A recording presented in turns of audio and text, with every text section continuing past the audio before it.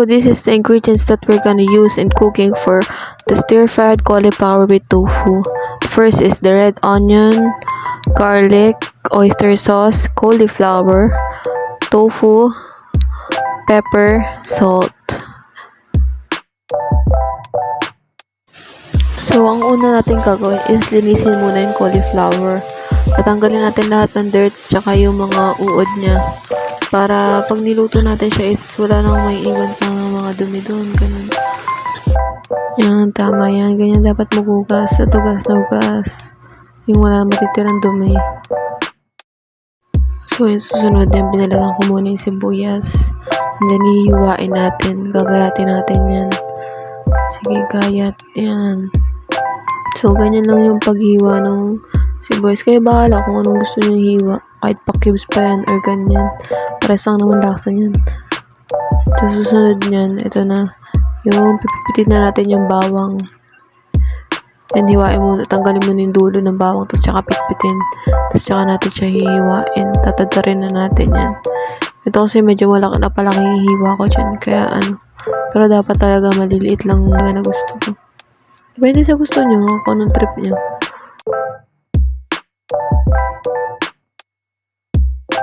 So, ayan na nga, minamodel ko na yung binili ko na tokwa sa lugawan kasi wala akong mabilang hilaw. So, ayan na nga. Ayan, papainta tayo ng kawali. Ayan, lalagay na natin dyan yung kawali sa kalan natin. Then, bubuksan na natin yung apoy. Diba? Step by step procedure. Binuksan na natin yung apoy. Ayan, sumayaw pa siya. Ayan na tayo. Tapos yan. Tapos mamaya maglalagay tayo ng mantika na.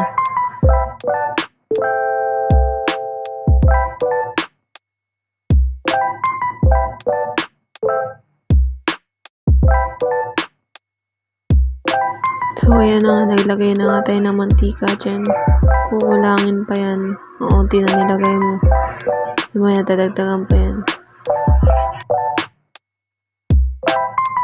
Ayan, dinagdagan na ni ate girl. Tapos susunod naman yan, gigisa na natin yung bawang. Yan. Tapos pagkatapos yan, kailangan mag-golden brown muna yan. Pag medyo golden brown na siya, tsaka natin ilalagay yung sibuyas. Ayan, golden brown na po siya. Tapos, lalagay na natin yung sibuyas. Ito naman next na gigisa natin.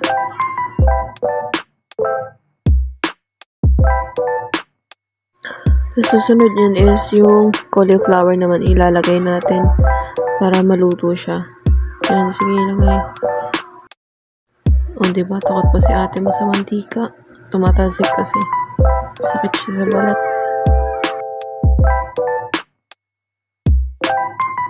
Ayan, after halu-haluin yan, lalagyan natin isang basong tubig yan. Ayan. Tapos, after nyan is titimplahan na natin siya ng paminta, tsaka ng asin. So, yung asin is 1 tablespoon lang.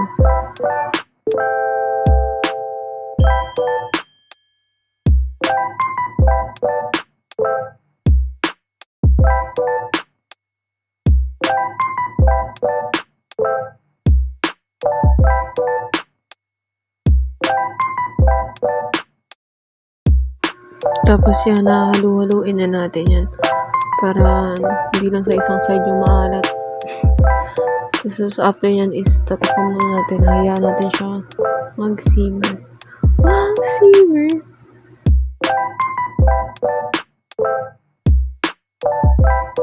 Then, ano na siya. Tapos na siyang pakuluan. Tapos, open na natin yan. Para lagyan na natin ng oyster sauce.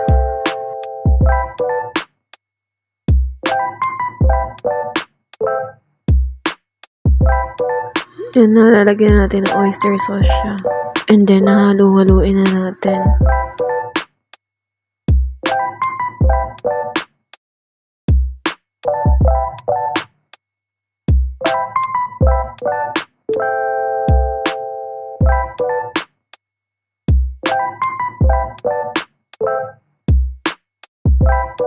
Ayan, tapos nahaluin, tatakpan ulit natin siya for 2 minutes. Ay, 1 minute na lang pala. So, ayan na siya guys. Paluto na siya. Yan, nalagay na natin yung tofu natin na binili sa lugawan. Kasi wala talaga akong mabilang kaninang fresh na tofu. Hindi ko alam ba't wala silang mga tinda. Ayan, nalahalo na natin yan.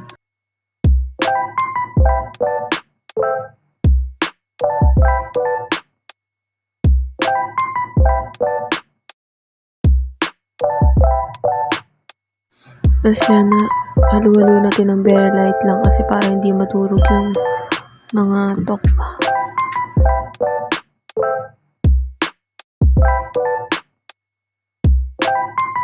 So, luto na siya guys. Ilalagay na natin siya sa malalim.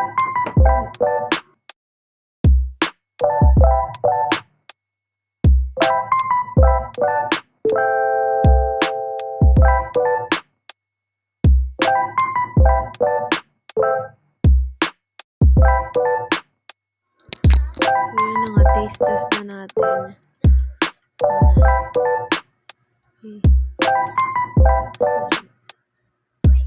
Sarap.